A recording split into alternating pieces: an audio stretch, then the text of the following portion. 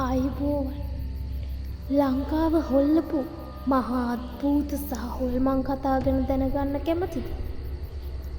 අද්භූත දේවල් හොල්මන් එහෙමත් නැත්නම් ආත්මයන් කියන්නේ ඇත්තටම තියෙන දෙයක්ද? එහෙමත් නැත්නම් අපේ හිතේ මවා ගැනීමක් විතරද?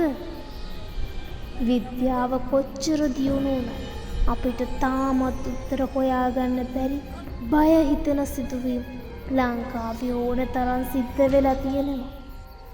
අද අපි මේ වීඩියෝ එකෙන් කතා කරන්නේ අන්න ඒ වගේ ඇඟ කිලි පොලා යන ලංකාවේ ප්‍රසිද්ධම අද්භූත කතා සහ හොල්මන් කතා කීපයක් ගැන. අංක 1 බොරැල්ල කනත්තේ සුදු රෙදි පෙරවූ කාන්තාව. කොළඹ බොරැල්ල කනත්ත කියන්නේ අපි හැමෝම දන්න තැන. හැබැයි මහරෑ 12න් පස්සේ මේ පාරෙන් යන ත්‍රිවිල් සහ ටැක්සි රියදුරන් මුහුණ දුන්නු මහා අද්භූත සිදුවීමක් තියෙනවා.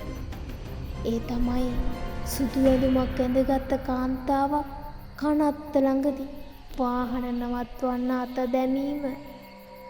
වාහනයට නංවා ගත්තට පස්සේ ටික දුරක් යන විට මේ කාන්තාව නොපෙනී යන බවත් පසුපස අසුනේ වතුර බින්දු කිහිපයක් පමණක් ඉතිරි වී තිබෙන බවත් බොහෝ රියදුරන් පවසා තිබෙනවා.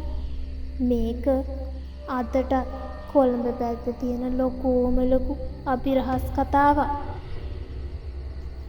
අංක 2 අවිස්සාවේල්ල පාරේ මහසෝන සහ කල්සේයාව.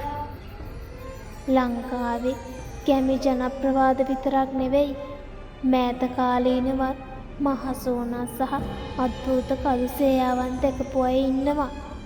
විශේෂයෙන්ම අවිස්සාවේල සහ රත්නපුර පතිවල පාළු පාරවල් වල මහරෑ ගමන් කරපු යතුරුපැදිකරුවන්ට එක පාරටම පාර හරහා යන අඩි 7-8ක් උස කළු රූප දැක ගන්න ලැබිලා තියෙනවා.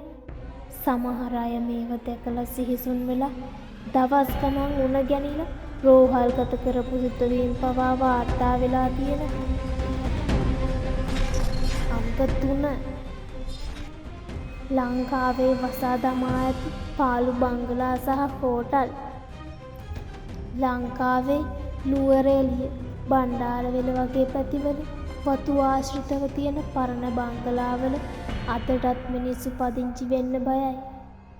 රාත්‍රී කාලයට ඒ ගෙවල් ඇතුලෙන් ඇවිදින සද්ද, පියානෝ වාදනය කරන හඬවල් සහ කවුරුන් හෝ හඬන ශබ්ද බව ඇහෙන බව අසල්වැසියන් පවසනවා. ඉංග්‍රීසි ජාතිකයන් මේ රට පාලනය කළ කාලයේ සිදු වූ අභිරහස් මරණ නිසා මේ ආත්මයන් අදටත් ඒ බංගලාවල සැරිසරන බව තමයි ඔවුන් පවසන්නේ. ඔයාලත් මේ වගේ අද්භූත අත්දැකීම් වලට මුහුණ දීලා තියෙනවද? එහෙමත් නැත්නම් ඔයාලගේ ගම්වල තියෙන මේ වගේ බය හිතෙන කතා මොනවද? පල්ලෙහායින් කමෙන්ට් කරන්න. මේ වගේ ගැඟ කිලි පොලා යන සිදුවීම් ටිකටම බලන්න අපේ channel එක subscribe කරන්න. එහෙනම් ඊළඟ බය හිතෙන වීඩියෝ එකෙන් හමු වෙමු.